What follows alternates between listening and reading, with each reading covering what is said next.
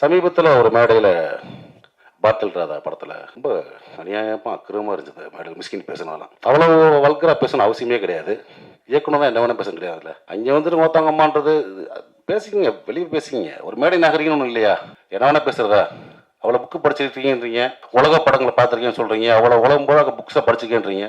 அப்புறம் என்ன அறிவு இருக்கு உங்களுக்கு? குறைந்தபட்சம் நாகரிகம் வேணாமா? ஒரு மேலே பேசுகிற பேச்சா? உங்களுக்கு பெண் குழந்தை இருக்குது, எல்லாத்துக்கும் பெண்கள், எனக்கு பெண் குழந்தை இருக்குது, சரி எல்லாத்துக்கும் இருக்காங்க. ஸோ மேடை நாகரிகம்ன்றது ரொம்ப முக்கியம். எல்லாத்தையும் சகட்டு மடிக்கு வாடான்றாரு, போடான்றாரு, உட்காருன்றாரு.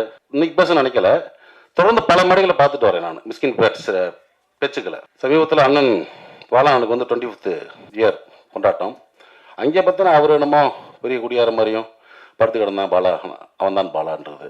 இங்கே வந்து இளையராஜில் வந்து அவன் தான் இளையராஜன்றது. யாரா நீ என்ன அவ்வளோ பாட்டாக்குற தமிழ்மால?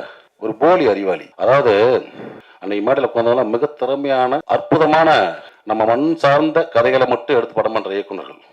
அமீரன் ஆகட்டும், வெற்றிமன் சார் ஆகட்டும், ரஞ்சித் சார் ஆகட்டும். படங்களுக்கு வியாபாரிட்ட வந்து பர்கர் வியாபாரி உட்காரச்ச மாதிரி உலக சினிமாவில் வந்து காப்பி அடித்து படம் பண்ணி ஜெயிச்ச ஒரு போலி அறிவாளி மிஸ்கின். நீங்கள் வந்து ஒன்றும் ஒரு ட்ரெண்ட் செட் ஃபிலிம் பண்ணியெல்லாம் நீங்கள் வந்து ஜெயிக்கலை. குத்தாட்ட பாடல்கள், ரொம்ப சாதாரண கதையில் எடுத்தான்னு ஜெயிச்சிருக்கீங்க. நீங்கள் சுசீந்திரன் மாதிரி ஒரு மண் சார்ந்த வெண்ணிலா கபடிகள் எடுத்தோ, அமீரண்ண மாதிரி ஒரு பருத்திவரன் எடுத்தோ, ரஞ்சித் சார் மாதிரி ஒரு மெட்ராஸ் படம் எடுத்தோம், பாலான மாதிரி சேது படம் எடுத்தோம், பாலாசித்தல் மாதிரி ஒரு காதல் படம் எடுத்தோம், ஒரு கிழங்கு மாதிரி தோண்டி எடுத்து நீங்கள் படம் பண்ணல. வெளிநாட்டு படங்களுடைய முகத்தில் அதனுடைய ஷார்ட்ஸை காப்பி பண்ணி, சீன்ஸை காப்பி பண்ணி ஜெயிச்ச ஆள். ஸோ நீங்கள் வந்து ஒரு போலி புத்திசாலி. அதை நான் வச்சுக்கிட்டு பிறகு இன்னும் பல மேடைகள் நீங்கள் பேசலாம். கொஞ்சம் நாகரிகமாக பேசுங்க.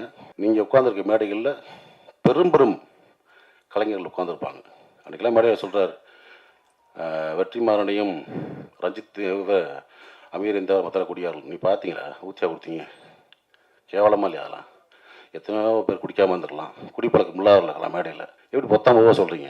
ஏற்கனவே சினிமாக்காரனே கிளுகிளுன்னு தான் இருக்குது, பார்க்குற பார்வை வேறு மாதிரி இருக்குது. இந்த மாதிரி நம்மளே தாழ்த்தி நம்மளே வெளியே அசிங்கப்படுவான்னு நினைக்கிறேன். இது வந்து என்னுடைய மனக்குமுறல்.